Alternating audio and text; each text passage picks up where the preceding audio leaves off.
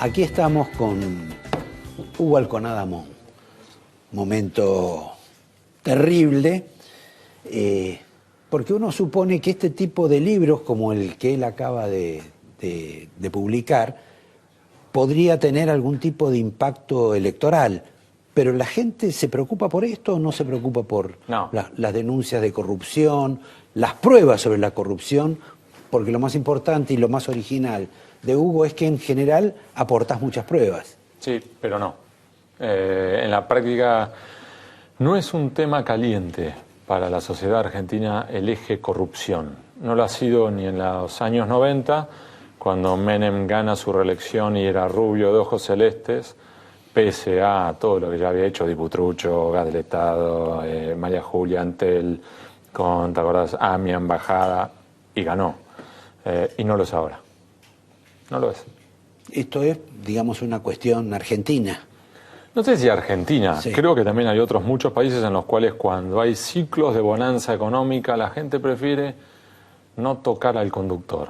Dejemos que el auto siga marchando. Ahora, cuando empieza el auto a hacer ruido y de repente nos quedamos a la vera del camino, todos empiezan a buscar un responsable y un factor. Bueno, y a veces lo que termina ocurriendo, ahí sí que empiezan a reclamar por temas de corrupción. Ahora, en este libro, que es como una suerte de abecedario, donde a partir de cada letra aparecen nombres, casos, etcétera.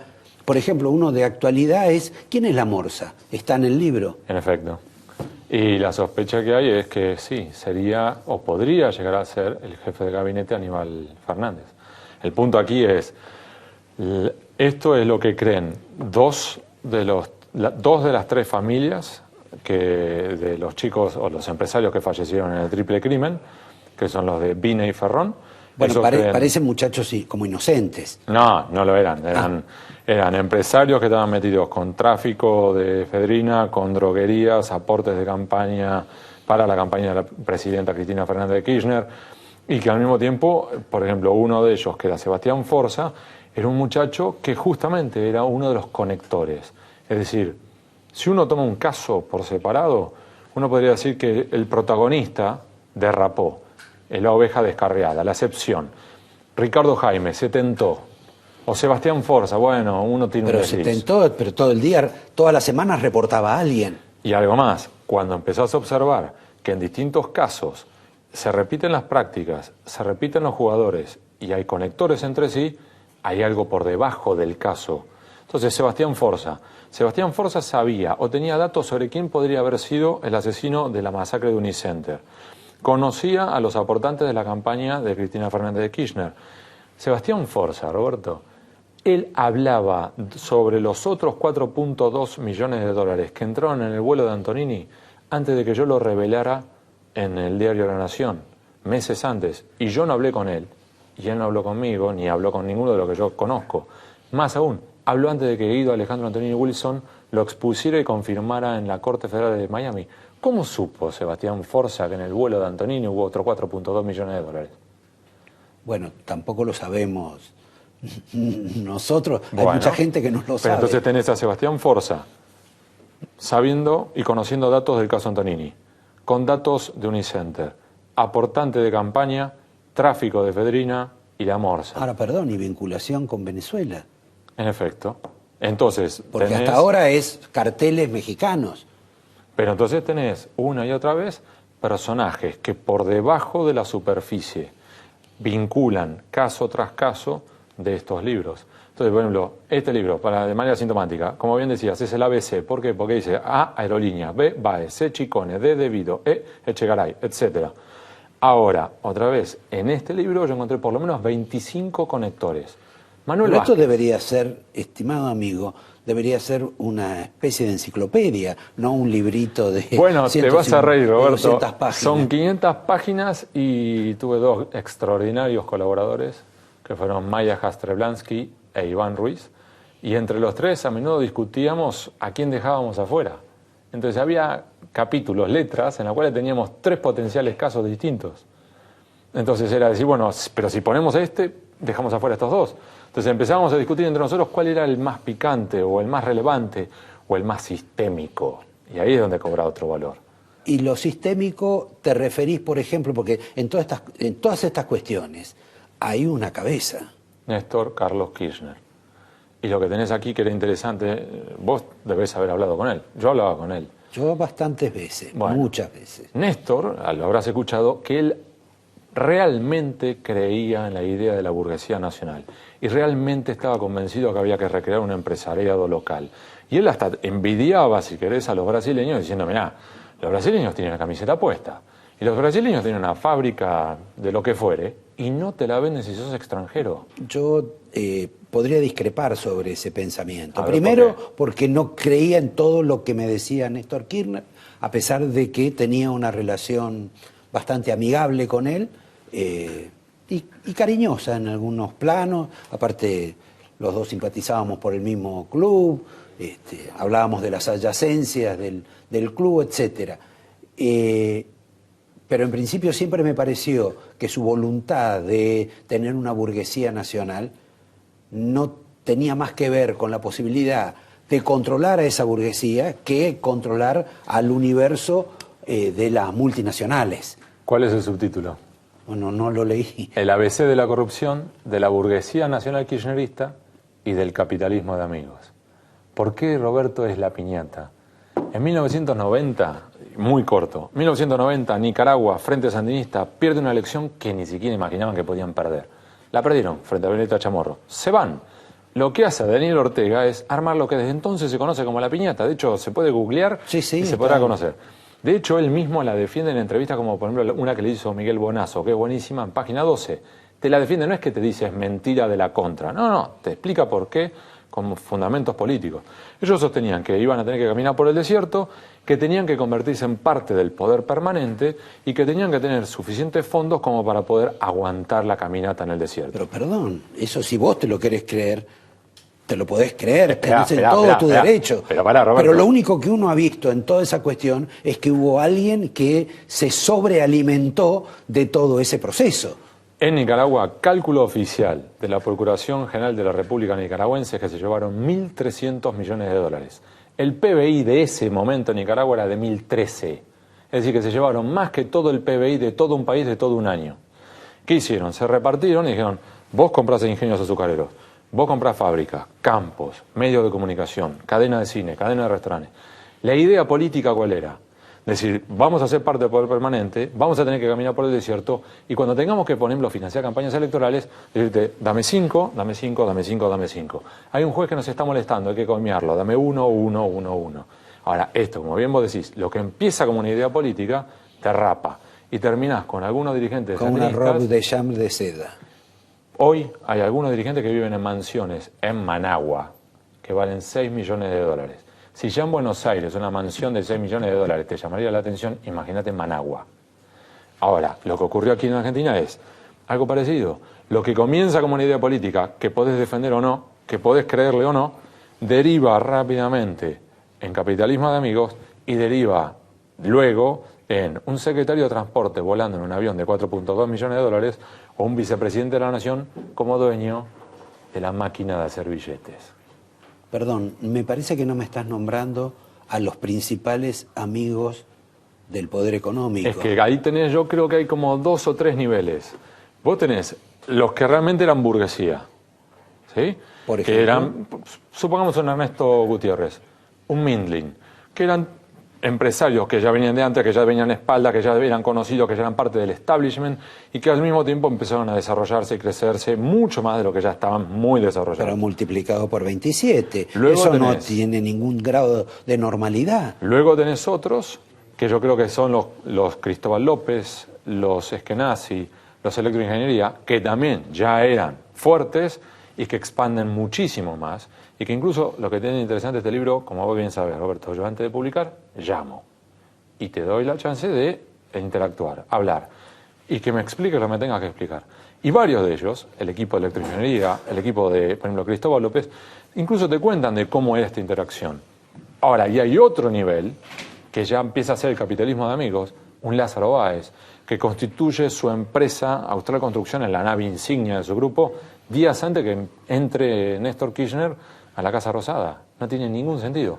Y peor aún, ya termina siendo un Néstor, un Ricardo Jaime o un Rudy Ulloa. ¿Qué pasa, Roberto? Pero la envergadura... Pará, Roberto, porque Rudy Ulloa, por ejemplo, arranca como cadete del estudio jurídico. Claro. Vende sándwiches de miga de la fábrica La Galleguense, que era una pequeña fábrica en Río Gallegos. Se ponía el canasto aquí en el brazo y salía como vendedor ambulante a vender sándwiches de miga por los ministerios en Río Gallegos. Y termina ofreciéndole a los españoles 350 millones de dólares para comprar Telefe.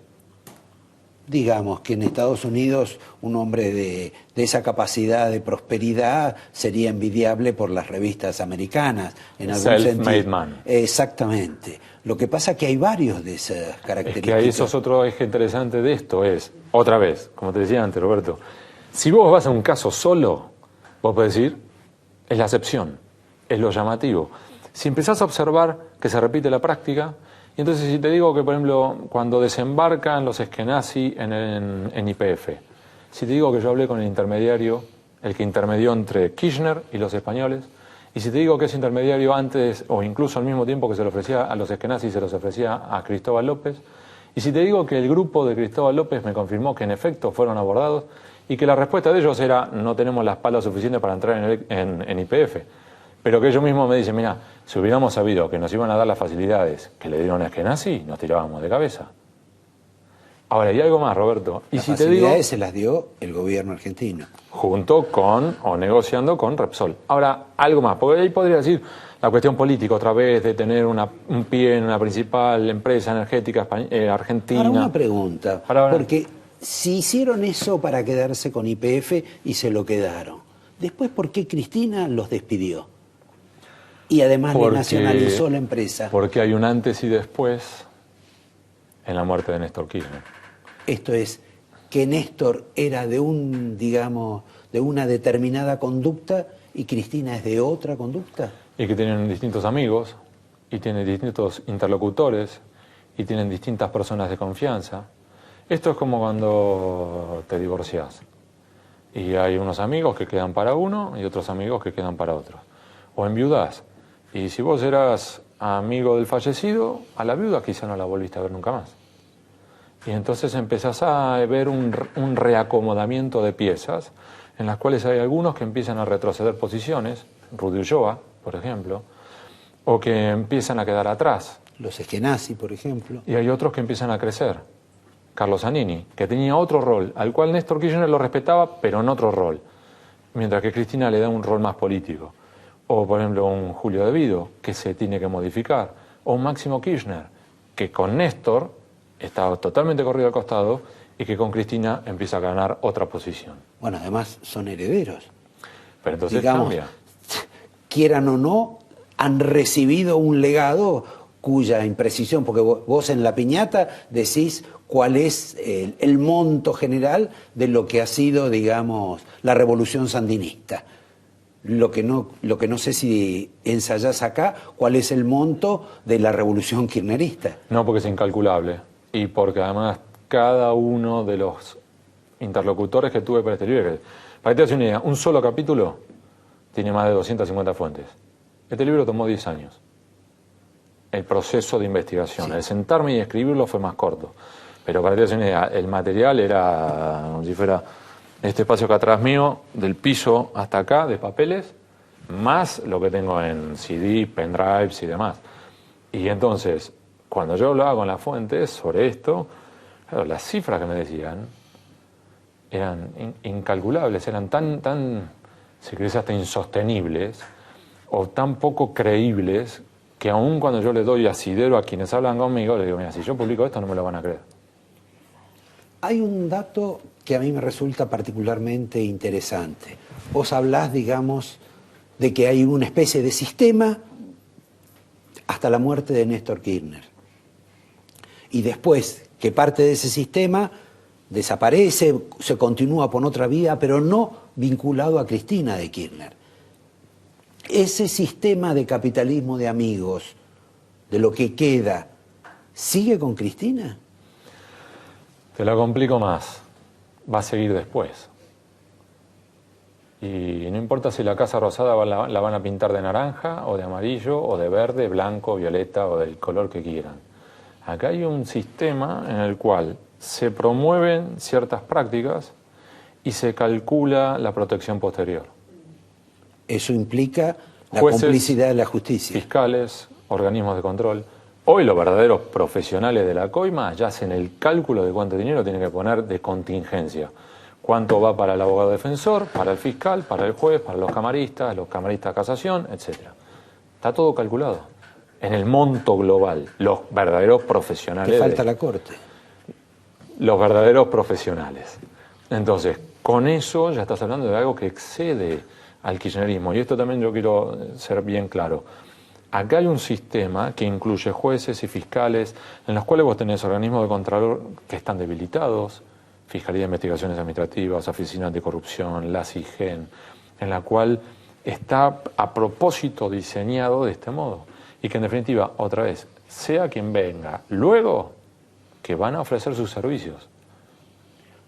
¿Vos no notás un cambio sustancial entre el periodo de Néstor y el periodo de Cristina?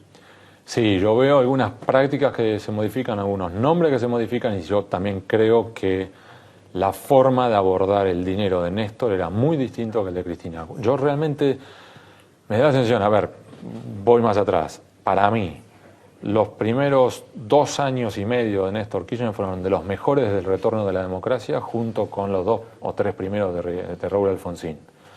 Dicho eso, a su vez, creo que Néstor tenía una forma de abordar el dinero que Cristina no lo tiene. Y creo a su vez que Cristina realmente está convencida en esta cuestión de: yo, con el patrimonio que tengo, soy una abogada exitosa y acá cerré lo mío. Y es como que de repente ella está en esa dinámica de decir: hasta acá llegué.